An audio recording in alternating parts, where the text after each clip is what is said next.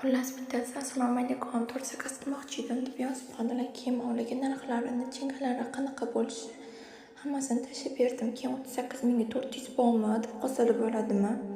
38 ming dedim. Qachonga kerak desam, shanba kuni oyim bilan tug'ilgan kunlar edi dedilar. 38 mingim bor, agar yo'q bo'lsa mayli, kerak emas dedilar.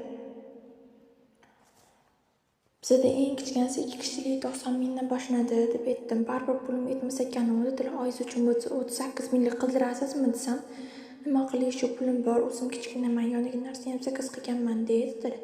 Keyin ertasi kuni opa 2 kishilikdan qilib bera olasizmi? Qolgan pulni kelishardik dedilar.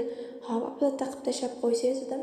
Keyin kichkinaman deganlariga mana qiziqib nechanchi yilsiz sir bo'lmasa dedim.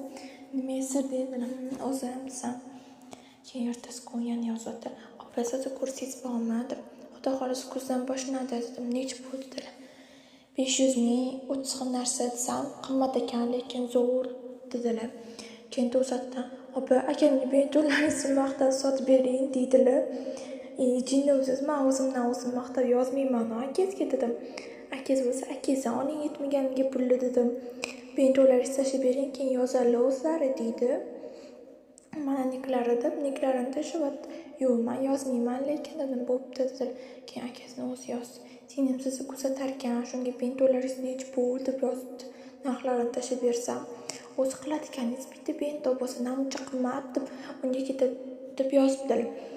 Unga ketadigan masala, mani vaqtim ketadi desam, bo'pti kerak emas, yana Instagramga chiqazib yubormena deb yozibdilar. To'g'ri kelmasa boshqaga zakaz qiling deb bloklar. Tavba, ajoyib odamlar bor-a.